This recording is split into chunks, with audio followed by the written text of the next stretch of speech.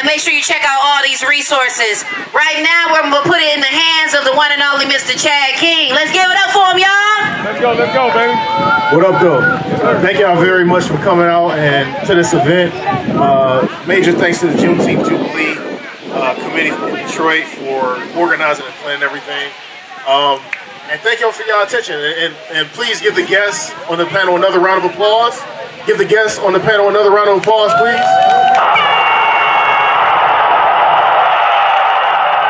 All right, so we just heard earlier today about literacy. We've heard about financial freedom. We've heard about health and wellness.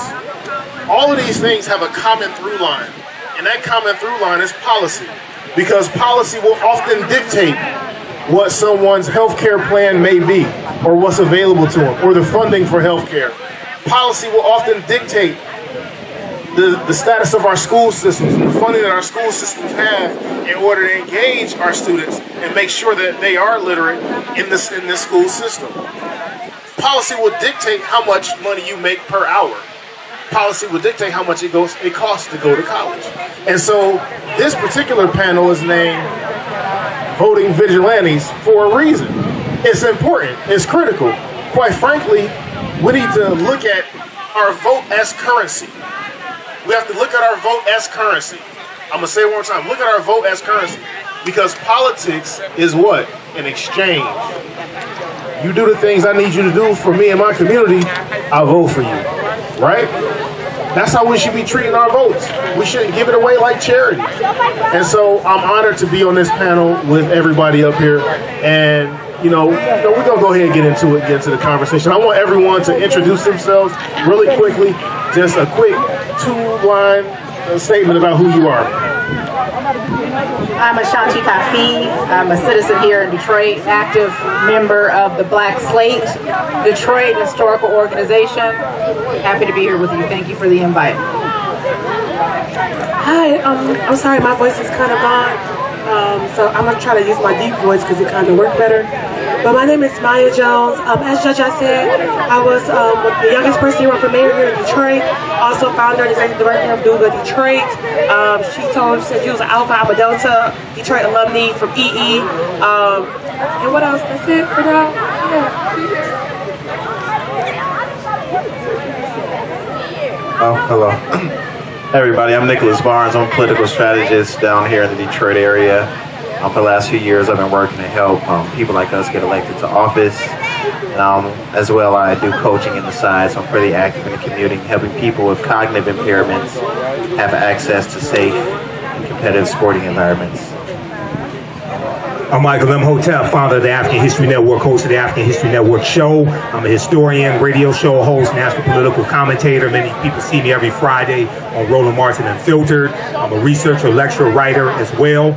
So we deal with a lot of these topics at the African History Network and focus on history, economics, law, and politics. All right, thank y'all very much. So we're gonna get right into it. One of the things that we hear, especially right now, as we have two presumptive nominees for president, we have folks running for Senate and Congress, and make sure y'all flip y'all ballot over and look at the judicial candidates, because it's more than just that partisan side. It's judicial candidates and ballot proposals as well. But one of the common refrains that we hear all the time is that this is the most important election of our lifetime. This week I've heard that 4 times already, right? And that's not to say that it's unimportant, but 4 years ago was also the most important election of our lifetime. And then 4 years before that, 8 years ago, was the most important. And then in 2012, it was the most important because President Barack Obama was was going for re-election. In 2008, and so on and so forth. So why is this particular election cycle different than the previous ones to make this one the most important? Who wanna go first? I'm gonna go with you, Nick. Me personally, I would say this election cycle, first I would say I'm not really the one to fear monger when it comes to getting people to voting, but I understand that this is a very important election. I would say one of the reasons why we say it's one of the most important elections because outside of, traditional political ideology, there is a lot of hatred and, malice towards a lot of things that we take for granted in everyday life that is on stake for the ballot, that we see that, you know, certain people kind of value certain things that we don't value, or take away certain rights. One of the biggest things, you know, that we have seen is, you know, getting rid of Roe v. Wade, taking away rights away from women. So I think at this point, it sucks that, you know, we have to tell people this is a very important election, but, you know, society has got to the point where human rights are on the ballot at this point, rather than political ideas. I think at this point, I think it's very important that we protect certain basic human rights that I'd like to think a lot of us believe in this upcoming election cycle. Go ahead, Mike. I'm gonna be the opposite. I don't think this election is the most important election of our lifetime. I think every election is important. Hello. And I think when we say like, oh, we hype one election up, people forget about every other election. You have local elections, you have state elections, you have federal elections. And when we hype up these presidential elections, the most important people to vote is our local officials who have direct policy implementation towards what affects us. So when people say that, it's always like just a hype game, but we have to hype up literally every single election, because we've lost so much as Detroiters when we forget about who to elect for mayor, who to elect for city council, our state representatives, that we don't really see what's happening and how money is moving out of our community and how our people are not being put in positions of power. So that's my quick answer to that. Oh, hello. Ladies and gentlemen, give it up for the Detroit City Clerk, Madam Janice Winfrey. Y'all can do better than that. Come on now. Thank you very much for joining us. I appreciate you. Thank you very much. Real quick, so I'm gonna pause on the question that we had real fast, just to bring her up to speed. So we're talking about this election, why it's important. Some people say it's the most important. Some people disagree with that. You know, we just had a point that was made that every single election matters. Every single election is important. And you're the person, at least within the city of Detroit, that kind of oversees how these elections are ran. So if you wouldn't mind, just do me a quick favor, talk about why every election is important. Talk about what your role is in these elections and what you do and how you make sure that all of our votes count. Well, thanks for being here. And again, I am your city clerk. And the question is, why is this election important? Well, like somebody pointed out earlier, every election is important.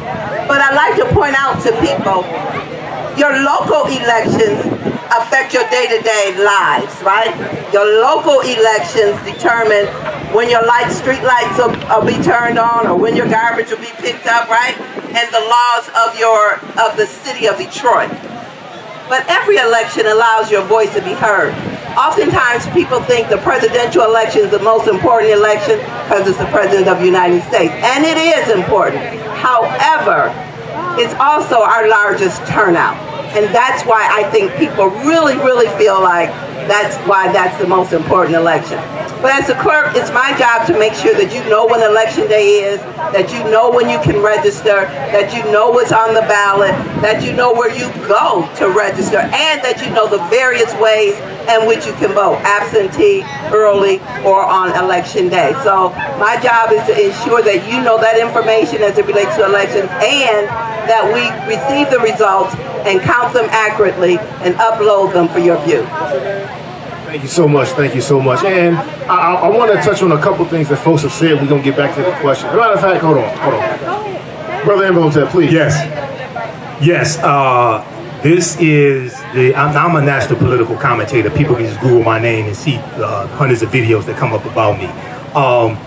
Yes, this is the most consequential, most important national election probably since the 1876 presidential election between Rutherford B. Hayes and Samuel J. Tilden, which brought about the end of Reconstruction, which brought in the rewriting of state constitutions, Mississippi 1890, South Carolina 1895, Louisiana 1898, Oklahoma, Georgia, things like this that solidified Jim Crow laws even before Plessy versus Ferguson 1896.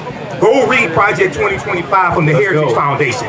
They're running the same game that they ran in 1980 with a book they released called Mandate for Leadership that contained 2,000 right-wing policies they wanted the Reagan administration to adopt.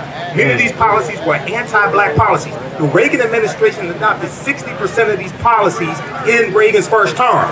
The reason why they're running the game again is because it worked the first time and people haven't figured it out. So it's not just president. President is important, but president nominates Supreme Court justices. The previous president, the trader-in-chief, got 3 Supreme Court justices. Which list? Who supplied him with the list for the Supreme Court justices? The Heritage Foundation and the Federalist Society. Who supplied him with the list of the 226 federal judges he got confirmed? Very ultra right-wing judges, many of them in their 30s at the National Bar Association. Then he said were not qualified to be federal judges. They got confirmed by a Republican Senate, and they went on and confirmed them. So you got 226 federal judges. So you got, now the judicial branch of government interprets law from the legislative branch and interprets executive orders and policies from the executive branch of government. If you don't believe me, look at the executive order on student loan forgiveness, which would have lifted 500,000 African American families from a negative net worth to a positive net worth. It would have benefited about 40 million Americans. That was struck down by a 6-3 conservative Supreme Court. So all elections are possible, or all elections are important. I've been involved in writing public policy for the city of Detroit. I've been on a committee to write an executive order. I understand that, but the city relies upon the federal government for funding, relies upon the state for funding. The state relies upon the federal. So all this is important, but we have to understand political self-defense. It's not just an exchange. It's also understand how to use politics as a tool to stop what people are trying to do to you. It's not only about what you can do for you, so we have to look at this holistically. I'll leave it right there. My man, I'm not mad. So basically what you're saying is we need to weaponize our vote. Weaponize your vote. And we have to stop telling African Americans to exercise your right to vote. You don't vote for exercise. If you want to exercise, go to the gym and work out. You vote for power. You vote for black power. Everybody understands this. Politics is the legal distribution of both scarce wealth, power, and resources, and the writing of laws, statutes, ordinances, amendments, and treaties, their adoption, interpretation, and enforcement. I'm a historian, also a national political commentator. I understand this better than most people. So when you go throughout history, anytime there have been periods of progress that African Americans have made, whether it's during Reconstruction, there's always a backlash. And they fight you, they attack you, not just in the streets, they attack you in the courts, they attack you in the state legislatures, they rewrite state constitutions. Right now, Louisiana wants to rewrite the state constitution of Louisiana. The last time they did that, they imposed the grandfather clause in 1898. They imposed a 9-3 majority on criminal cases for you to be convicted.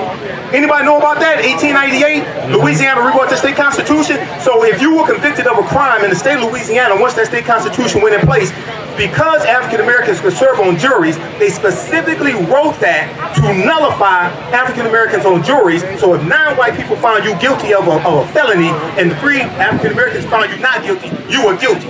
That stayed in place till about, for decades, it was switched to a 10-2 majority. Then about 2018, it was switched to a unanimous, like every other state.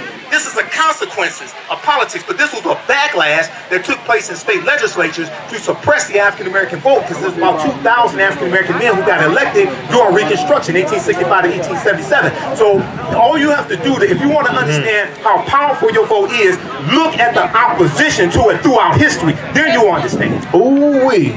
And this is what we call this panel Voting Vigilantes. Let's get it. Weaponize your vote. Ashanti, go ahead. What's your thoughts?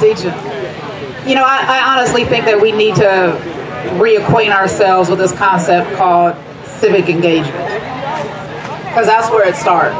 You know, we always talk about black people don't do this, black people don't do that. But if we took every booth out here and made it into a political organization, and then all those organizations came together for the betterment of the group and not our individual interests, that's what political power is. That's what Michael Imhotep is talking about. We have not just a duty to exercise, but we have an obligation, because this is the game and this is how it's played. So we can sit back and we can complain and we can talk about what's happening and what's not happening, or we can do what we need to do and get in the game and make shit happen. That's the bottom line. So, I mean, I think we have to take it back that far. We have to get engaged. And engaged can mean a bunch of different things, right? So Nick, you help people get elected, right?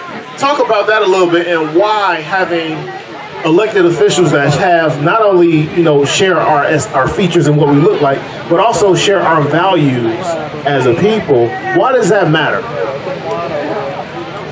I think it matters because, like you said, the biggest thing for me is representation.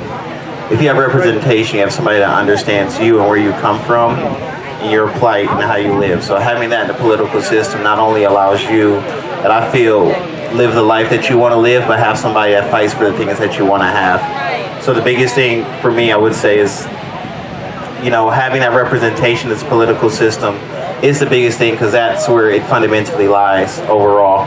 Because if you look at people that's not like us, they have a lot of representation in the political system. And people know very wide variety of different ways, different viewpoints that they all come together to share at the end of the day. I think for us, having that representation is key, and just supporting people from your neighborhood or even from your city or township or your county is very important, because you want somebody that's from your neighborhood and somebody that looks like you and understands you and your community to represent you, because they'll implement good policies and advocate for things that you need, whether they're coming in and whether trying to assimilate to the neighborhood that they have and change it, or overall just trying to change it overall to get it the way they want to see. So I think that representation and supporting candidates, getting out and donating, volunteering, knocking doors, doing phone bangs, I think is very key, because, the political system reflects the way you interact with it. If you don't interact with the political system, it won't reflect the way it looks like for you. So if you interact a little more and you push people, you will start seeing that representation in the political system. So Maya, what are your thoughts on that? Because you ran for the highest office in the city of Detroit, right? And you represent a demographic that is often underrepresented, that is often underserved, that is often not really considered politically for most of the time. What are your thoughts on making sure that the elected officials come from where we come from and have those shared experiences? I think it's important, but I also think it's important that we understand what politics is for and what elected officials are for and what they do. So just because you brought this up, the quick story of where I ran for mayor when I was still in college at Michigan State was because I was an intern at the Congressional Black Caucus Foundation. I was already really involved in student government at Michigan State. So I was president of BSA, on homecoming corps, president of MPHC, and we were able to really push policy on a student level, and I didn't really comprehend what I was doing because I was just doing it because I was just very involved in school. So one of my mentors was like, you should get intern with the CBCF because you're very good at this. And I was like, well, I'm not a politician. I don't want to do this. Like, this is not what I do. Like, politicians are liars. That's what I believe as a 18, 19-year-old. So when I ended up going to Congress and I interned with Congresswoman Brenda Lawrence, I was like, oh my God. These senators do the same thing we do in school, but on a bigger level, and they're way less effective. I was like, oh my God, we need like way more young people doing stuff, because young people are actually active and we push things through. And if you look at history and everything, a lot of the movements, it was young people who are active in pushing through policies and being disruptive. And this panel is for vigilantes, right? So I did it as an act of, we need to step up and then also inspire the next generation, because succession plan in our community is really poor, in my opinion. We're not training the next leaders. We're not teaching our kids how to get themselves involved in politics. We're not teaching them how policy really affects the money that comes into our pockets, our homes, all of this. So for me, it was, how can I inspire and go back home to be able to push my friends and push my family members to be active, and then also put our issues on the table. Y'all know me, I had a big mouth when I was young. Miss Janice know, I was in her office all the time, like just running my mouth about how we need things and how we need to push things. And guess what? When I was talking about my issues, other candidates started talking about my issues too. That was my whole goal, is how can we talk about house gentrification? How can we talk about how our kids or our families can afford to buy homes and stay in our homes, right? So how do we push these issues to the front of the table? And that's what it was all about in the beginning.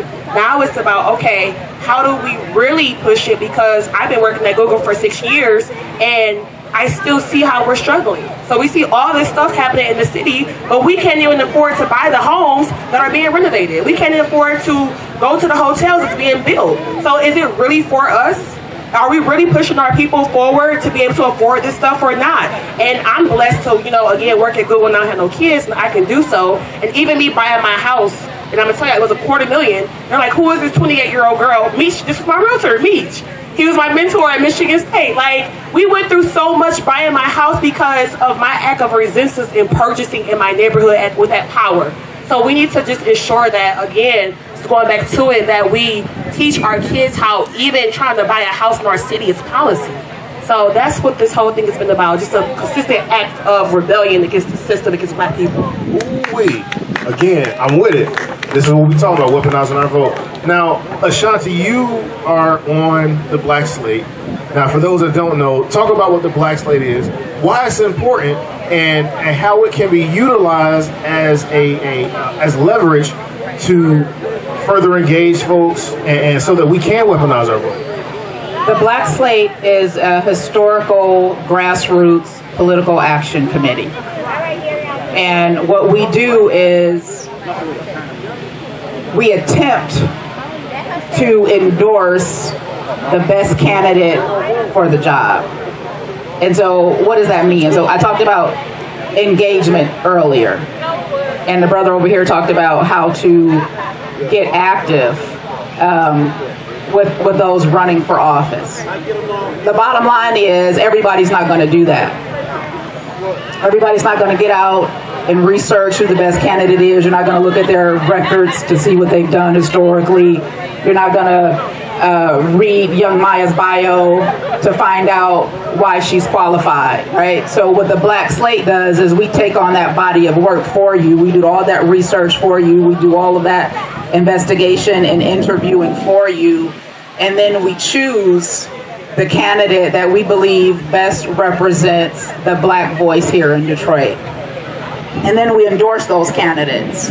And because of our strong legacy, our endorsement reads a lot. We go to those polling places that Ms. Winfrey tells us to go to. We say, Ms. Winfrey, where are the voters going? So we can be there, we can show up, and we can have information to give those voters on who we think the best candidates are to vote for. And, you know, a lot of times we get that right, sometimes we don't. But we do our best to be your representative in that research process and choosing the best candidate. We've been doing that since the 1970s. The Black Slate was formed by Albert B. Clegg, who also is the founder of the Shrine of the Black Madonna, about a mile west of here over on Linwood. And you know, we're not just resting on our laurels on that history. We are still active in the community today.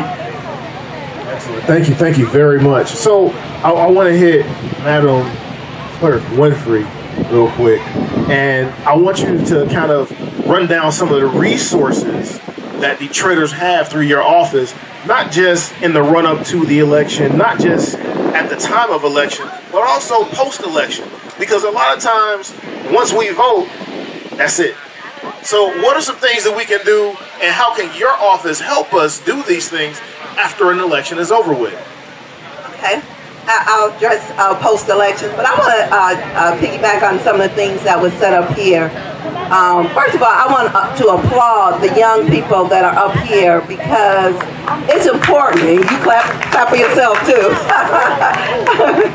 but it's important, and like Maya said, she came to my office when she was on that ballot, and Maya had a lot to say. She was mad at me, she was mad, but you know what?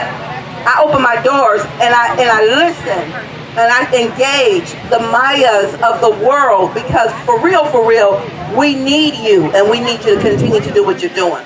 But you said something when you said that, you know, we don't prepare for our next. Well, let me just let you know I tried to get you, right? How many times did I try to get you? But what we do at the Department of Elections, and what I do in particular, is that I've identified about 25 young people of my staff, and we call them the young up and coming. And the oldest is probably about 35 years old. They're in leadership positions, and they're our next. We have already identified who will probably be the next clerk, my deputy clerk, if he runs. Who will probably be the next department director of elections, Chris Maduka, who's 30 years old, who's right now my chief of staff. But we not only teach them how to supervise and how to work with other people, but we also teach them how to buy homes and how to rent, because many of our young people are just coming from their parents' home. So some of us do prepare for our next, because I'm not going to be doing this too much longer. I'm sitting there telling you now. I'm going to run again. But I know my time is coming. I want my time to come. It's time for our younger people to step up and do what they're supposed to do, and that's why we employ them at age 16. So what can we do post-election, and how can we continuously engage this process and engage our voters by, one, hiring our voters at every opportunity that we get, and also to have events like this throughout the city. Voter registration drives are great, but voter engagement and getting those people to the polls is better. We work all year long with churches, and some of these new laws that we have passed with Proposal 22.2, Detroit's been doing it all along under my purview. They told me we couldn't vote any other day but Tuesdays in November and August, and I said that's some bull. I said people should be able to vote when it's convenient for them. And so we opened satellite voting before early voting, right? We did that as a way to engage our people more than just one time out of the month of November and one time out of the month of August. We do events like this all year long to keep people motivated, to keep them encouraged, but really it's up to you, us, those people. Like, if you go to church and your church has a band, if you're in a sorority or fraternity, if they have transportation, you should be getting these people to the polls on election day.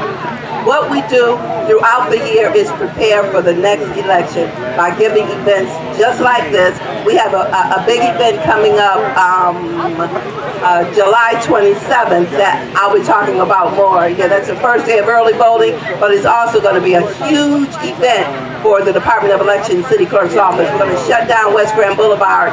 We're going to have some local entertainment, and we're going to ensure that everybody that's in attendance, and we're expecting 1,000 plus, will be voting that same day. We also just had a state of elections a couple weeks ago that was well attended, and it was the media covered it very well, so people can know and understand what they can expect as we move closer to August and November. Excellent, thank you very much. So I was just notified that we only got a few minutes left. I want to do a couple of quick announcements, then we're going to do final remarks. Thing one, if you're not registered to vote, get registered to vote at michigan.gov/vote-with-alphas. Michigan.gov/vote-with-alphas, you can register to vote. And that's also for you young people as well.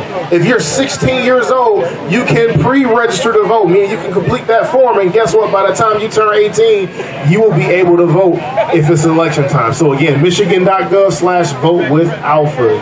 All right? Saturday. And we often complain and talk about our voices not being heard. This is an opportunity for you to hear from the candidate. So again, July 20th, Wayne County Community College, Eastern Campus, 12 noon to 5 p.m. Thank you. Appreciate you, Eric. Thank you. And as well, the Detroit Alphas always have a series called Conversations with Candidates. We've had a few of the people on this panel on that program before. So again, this is what we do every election, every vote. So we're about to wrap up because we about out of time. We've talked about how important this election is. We talked about how consequential this election is. We talked about how it's important to really weaponize our vote, and we've talked about the resources that your local official, Madam Clerk here, is able to provide for Detroit residents.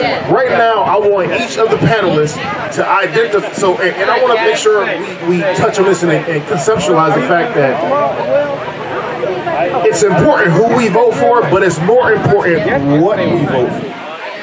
It's important who we vote for, but it's more important what we vote for.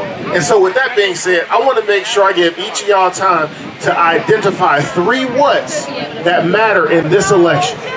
Brother Imhotep. Well, number one, you're dealing with student loan forgiveness. Number 2, you're dealing with saving the democracy, because even though you have a fantastic economy, one of the fastest growing economies in the Western Hemisphere, 15 million jobs created, 2.6 million jobs went to African Americans. Stock market reached 40,000 points, Dow Jones Industrial Average for the first time in history. You lose a democracy, none of that happens. All you have to do is go study other totalitarian societies, and you see what I mean. And then next, I would say also the attack on diversity, equity, and inclusion. Because because we saw the Supreme Court strike down affirmative action when it comes to college admissions because of conservative activist Ed Bloom and his lawsuit. Now Ed Bloom is going after the Fearless Fund, which you have African-American women providing small venture capitalist loans and small grants for women of color. They're going after that also. That was just blocked in a federal appeals court, okay? And those were federal judges. Two of those federal judges were appointed by the guy who incited the insurrection January 6, 2021, okay? So we have to understand how all of this is connected, and I would encourage people to go to whitehouse.gov and just search for how these policies have helped black people. Because there's a 36-page document that comes out at whitehouse.gov that shows how this administration's policies, like $16 billion for HBCUs, you look at 1 million African-American children lifted out of poverty from the $1.9 trillion America Rescue Plan that no people in the House or the Senate from the other party voted for. Also, follow me at AfricanHistoryNetwork.com. Keep it with the African History Network. Follow me on Facebook, The African History Network, 1 million followers there. YouTube, 74,000 followers, Michael Imhotep. And come visit my vendor booth. It's right down this strip with the white top and the point. I have my DVD lectures there as well. Thank you. Thank you very much. Thank you very much. We got a few more. Nick, go ahead. I would say just to keep it quick. Biggest three, first thing for me is your wealth is on the ballot. You got to supply yourself to supply your wealth. Voting is the first step in protecting your wealth. Making sure that you have good people on the ballot. It's going to have good things for you to, have business and do other things, tax breaks and all of that. So your wealth is the first thing I'm going to say. Housing, which also ties into your wealth. We want people that's going to make sure that we're going to have good housing and other things that's going to supply our wealth. So your housing, infrastructure, I'll put those all in one. We've been seeing a lot of construction around here, so that's definitely on the ballot. And the third thing, I would say, you are on the ballot. You are a vote. If you don't vote, it's like going to a restaurant, paying your bill, and walking out without your food. So I would say you're on the ballot. If you're a tax-paying citizen, you might as well get out there and vote, because at that point, you're just throwing your money away as far as I'm concerned. Thank you very much, Nick. Mike, what you got? I had to take notes on this. So I know you said like 3 things to vote for, but one thing we gonna all say is economics, period. So when it all comes down to it, it's about money a lot of the times. Money solves healthcare issues, buying homes, being able to afford things, basic needs, even beyond your basic needs. So just ensuring that we as black folks continue just to think about wealth building. Like we have to build wealth to sustain wealth in our community and in our family. I want to shift a little bit. We need to do more collectivism. You talked about it here. Like, we need to learn how to work together as a community. And that's something that we really lack a lot of the times, because if we let small issues dictate how we communicate with each other. One thing that I love to tell people is no permanent friends, no permanent enemies, only permanent interests. Ooh. We need to just really stick to our interests and our values.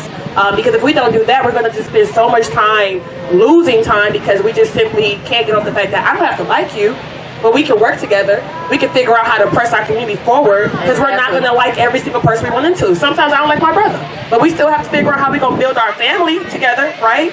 So we're all affected by it. So learn how we can work together. Then my last thing was mindset shift. Like, black folks, we need to shift our mindsets, because there are times because I'm in law school too, so I've been studying the Constitution again. I study African American studies at Michigan State. I do a lot of research and history studying too, and I just feel like sometimes we still get stuck in the slavery mindset, and some of us are not out of that mindset of we can't and we won't, because we will and we can. So when we shift that perspective of that we can and we will, I think we can start pushing for way more than what we are as a collective group. So those are my 3 things. I know it ain't issues, but it's just what I believe. We're gonna invite Maya to the shrine. Let's come on to the shrine. Sister Ashanti, go ahead, you got it. What's your 3 whats that we should be paying attention to as we hit the ballot box? I think our health is on the line.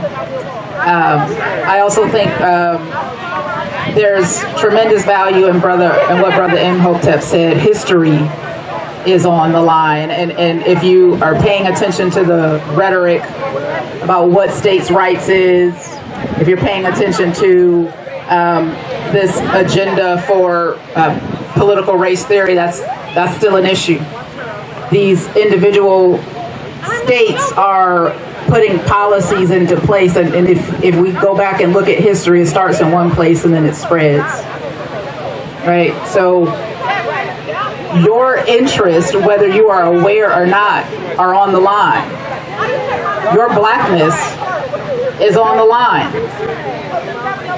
We have people who are running, and I know we don't think that, some of us don't think that this is the most important election of our lives, but the man with the orange hair is not a friend of black people.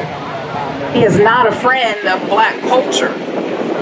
Please don't have short-term memories and forget this is the same man who in New York put out an ad to send 5 innocent black boys to prison without equivocation. Hello, somebody. Please don't forget. Okay? Don't put the dollar over your personal lives, because that, to me, that's what's at stake. Madam Winfrey, what are your 3 whats as far as the election? If you can get into that, because I know you kind of sit in a precarious position and things like that, but give us what you got for it. Not precarious, just nonpartisan. So because I count all ballots and all candidates and all initiatives, I cannot say what you should vote for, but I can tell you what to do when you vote. Make sure you turn that ballot over, because oftentimes we forget the back of the ballot has candidates on there too, mostly judicial. I can also tell you to make sure that you vote for every contest, because sometimes, oftentimes, if you leave it blank because you don't know a particular person or initiative, you're essentially giving a vote to something that you may not want. So make sure you vote for every contest. And then finally, make sure you know the ballot. We send you a sample ballot, but there are nonpartisan groups that go over each initiative, that interviews every candidate, and they don't tell you who to vote for, but they tell you what they stand for. You can go to the Women League of Voters website. They do an excellent job. Sisters Detroit, they do an excellent job. The 100 Black Men, they do an excellent job. Nonpartisan, but they will digest all those initiatives and candidates for you. And the music is playing on us. That's our time. Thank y'all very much for coming to the Voting Vigilante panel. If you like this type of information, visit our website, AfricanHistoryNetwork.com, AfricanHistoryNetwork.com. You can register for this full online course, and it's 10 multi-week sessions, okay? And we have a few more sessions left. Now, we do the sessions live. All the sessions are archived and recorded. So our next sessions are today, June 1st. We're going to start up in a few minutes as soon as I finish this broadcast. So you can join us at our online school. This is taught at our online school, the African History Network online school, June 8th and June 22nd, 2024. All right. And here's the flyer as well. The classes are on sale, $60, regularly $130. We do the sessions live. All the sessions are archived and recorded. As soon as you register for this course, you can go back to class number 1. You can watch all the class sessions. They're archived. I do a PowerPoint presentation. We have book references, articles, video clips. I show you excerpts of interviews I've done with many of our scholars as well, like Professor James Small and Tony Browder and Runoko Rashidi, etc. You can look at our class lesson plan here as well. I've been teaching this class on and off since 2007. I've been studying history 34 years. I put together an extensive class lesson plan that takes you through each class session to show you an outline of the type of content that we cover. You can download the class lesson plan as well to help you in your studies, help you in your research also, okay? We have a preview of the class here as well. And then my second class that starts up. Now we got information for my my online show, my radio show, the African History Network show as well. Facebook, YouTube, download the iHeartRadio app. You can listen to podcasts also. But my new class starts up class number 1 starts up Sunday, June 23rd, Black Resistance Movements from the Haitian Revolution, U.S. Civil War, Civil Rights Movement, and Black Power Movement, 1800 to 1968.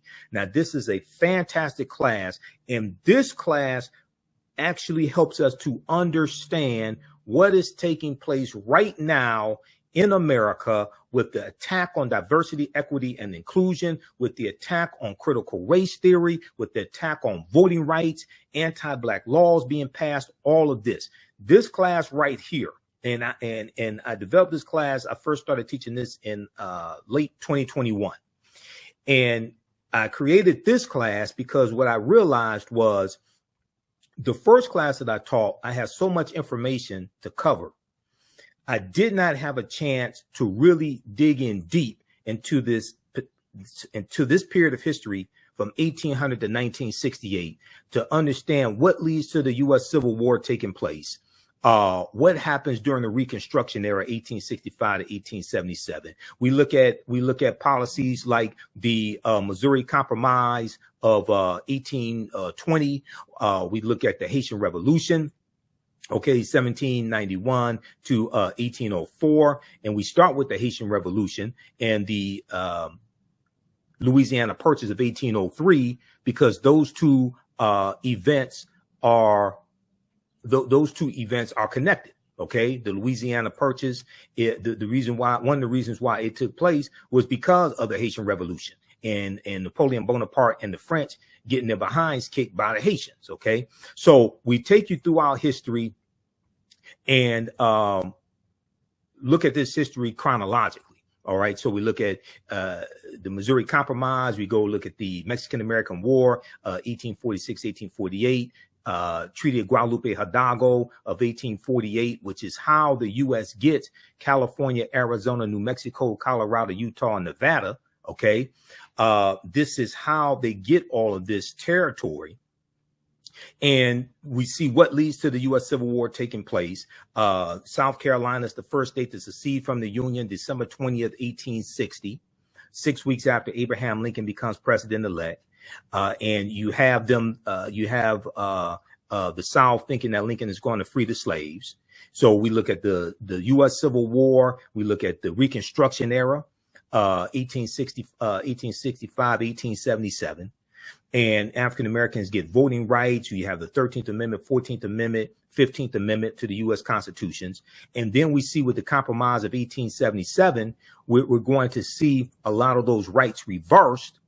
And we see an attack on voting rights today, continuing the attack on voting rights and rights that African Americans were given that took place during the Reconstruction era. We see that we can draw a straight line from the January 6, 2021 insurrection that took place, not just because of the election of Biden and Harris and the big lie being pushed. That's part of it, but also January 5th, 2020, January 5th, 2021, the day before the January 6th election, you had the special Senate election in Georgia, a former Confederate state, where Senator Raphael Warnock, the African-American man, won his reelection to the U.S. Senate. And you had Senator John Ossoff, who's a Jewish man. He won, and a Democrat, he won his senatorial election. And this gave Democrats control of the Senate, a slim majority in the Senate, with Vice President Kamala Harris being a tie-breaking vote. All right.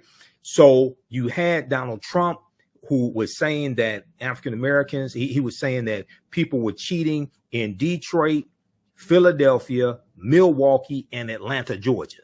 And these are cities that have high African American populations. I live 4 minutes away from what was known as the TCF Center, which is where they were doing the vote count in downtown Detroit. Okay, I saw what was I saw the protests going on outside and how you had these Trump supporters out there. Okay, you can draw a direct line from the collapse of Reconstruction and the political violence that helped bring an end to Reconstruction and what's taking place right now. Okay, so we deal with this in these two classes. Visit our website, AfricanHistoryNetwork.com, AfricanHistoryNetwork.com. You can register for these classes right now. You can join us in class today because we have a few class sessions left of my main class that I teach called Ancient Kemet, one of the original names for Egypt, the Moors, and the Ma'afa, Understanding the Transatlantic Slave Trade, what they didn't teach you in school. Okay. So it's on sale $60, regularly $130. Like I said, we do the click right here to register here. We do the sessions live. All the sessions are archived and recorded. You can go back and watch it anytime. The content is PG-13, so you can use